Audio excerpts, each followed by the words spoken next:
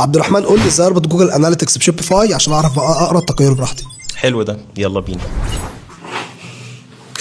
هنفتح ادمن داشبورد بتاعت شوبيفاي ونيجي هنا عند جزئيه الابس ونختار اب سيتنجز، ومنها نخش شوبيفاي اب ستور ونكتب في السيرش بار جوجل اند يوتيوب. هنلاقي اب اسمه جوجل اند يوتيوب، هنعمل له انستول. هيفتح معانا الاب سيت اب.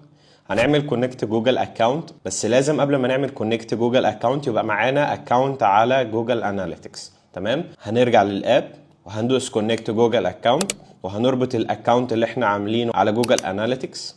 هيبدا معانا الستبس. هو ربط خلاص الجوجل اكونت. هيجي هنا يقول لك هتربط الجوجل اكونت ميرشنت.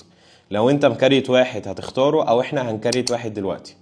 لو خدت بالك هنا اتعمل لها كريت بنفس اسم الستور، عشان انا كاتب ماي ستور كتب هنا ماي ستور. لو انت مثلا كاتب زي تولي ذا مارك سيلز هتظهر معاك ذا مارك سيلز. هنا بيعمل كونكت. بعدين هنخش على الستيب اللي بعدها، بيقول لك تشيك يور اونلاين ستور ريكويرمنتس.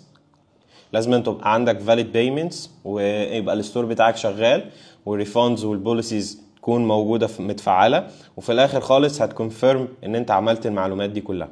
تمام، بعد ما نكون عملنا كل الحاجات اللي هو طالبها هنعمل كونفيرم، ومن هنا هنعمل اجري على كل التيرمز اند كونديشنز. وفي السكشن ده بيقول لك هيبعت الترافيك على جوجل اناليتكس، فهيقول لك كونكت يور جوجل اناليتكس بروبرتي، هندوس كونكت. ولو عايز كمان تربط جوجل تاجز هندوس كونفيرم، وكده نكون ربطنا جوجل تاجز وجوجل اناليتكس كمان مع بعض. وفي اخر سكشن لو هتعرض منتجاتك على اليوتيوب هتكمل الستبس دي، بس انا هعمل له سكيب دلوقتي وهندوس كومبليت سيت اب. وبكده نكون ربطنا جوجل اناليتكس بشوبيفاي ستور. ما تنساش تعمل لايك وتعمل سيف وتكتب لنا في كومنت عاوز الفيديو الجاي عن ايه.